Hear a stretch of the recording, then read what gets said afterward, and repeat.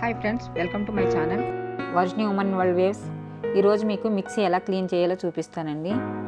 నేను ఇదిగోండి బాగా డస్ట్ పెట్టేసిన మిక్సీని చూపిస్తున్నాను. ఎందుకంటే నేను చాలా రోజుల నుంచి కడగకుండా ఉంచాను. ఎందుకంటే మీకు చూపించాలి కదా అని చెప్పేసి, ఇది ఎలా క్లీన్ చేయాలో చూపించాలని చెప్పేసి నేను క్లీన్ చేయకుండా ఉంచాను. దానికోసం వెనిగరు తీసుకోండి. ఇవి షాపుల్లో ఉంటాయి కదా, మీకు వెనిగరు చాలా తక్కువ రేట్ అండి, 20 రూపీస్ ఎంతో ఉంటుంది అంతే. ఒక 2 టేబుల్ స్పూన్ వెనిగర్ తీసుకుని 1 టేబుల్ స్పూన్ బేకింగ్ సోడా తీసుకోండి. అది తిని సోడా అంటారు కదా, సోడా వేయగానే చూడండి ఎలా నవ్వురు వచ్చిస్తుందో. ఇప్పుడు అందులో లెమన్ జ్యూస్ వేయండి. లెమన్ జ్యూస్ లేకపోతే కనుక డిష్ వాషర్ కూడా యూజ్ చేసుకోవచ్చు. రెండిట్లో ఏదో ఒకటి యూజ్ చేసుకోండి. లెమన్ జ్యూస్ అయితే కొంచెం బాగా వెళ్తుంది, మురికి బాగా వెళ్ళిపోతుంది.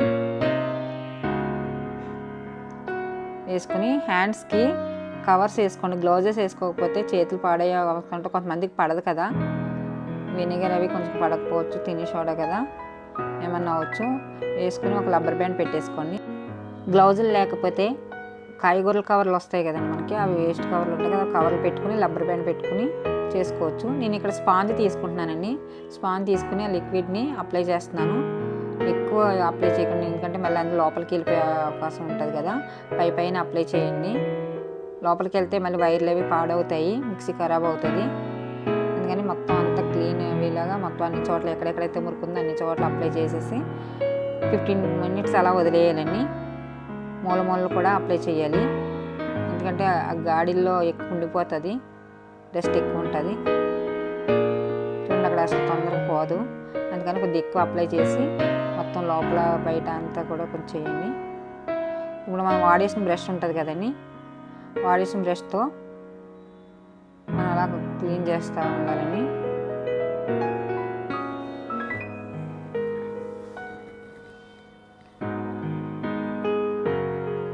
ఆ లైన్స్ దగ్గర ఎక్కువ ఉండిపోతాయి.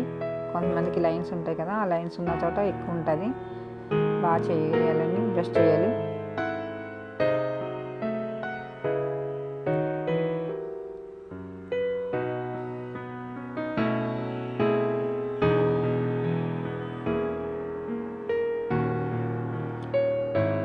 లిక్విడ్ అప్లై చేసిన వెంటనే అయితే తొందరగా పోదండి, అందుకని 15 మినిట్స్ వదిలిన తర్వాత చేయండి, మీకు త్వరగా రిమూవ్ అయిపోద్ది.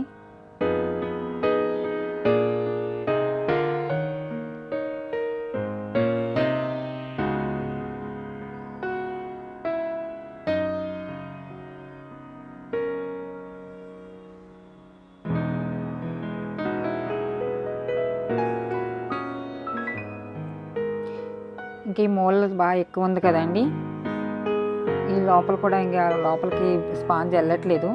ఈ గాడిలో అయితే ఇలా కొంచెం గోరులతో ఇలా అనొచ్చు, బ్రష్ ఇంకా కొంచెం గట్టిగా అంటే పోతుంది.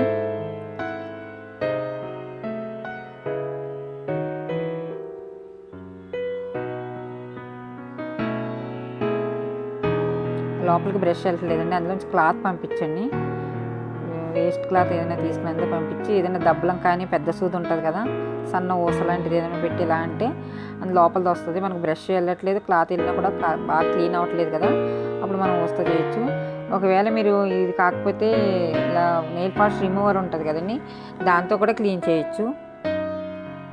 మీకు ఇవి దొరకకపోతే నెయిల్ పాలిష్ రిమూవర్ అయితే అన్ని షాపుల్లో ఫ్యాన్సీ స్టోర్స్లో ఉంటాయి కదండి, అవి తీసుకుని దాంతో కూడా క్లీన్ చేయొచ్చు. కొద్దిగా తీసుకుని అప్లై చేసి ఇలాగే సేమ్ ప్రాసెస్లో క్లీన్ చేయొచ్చు.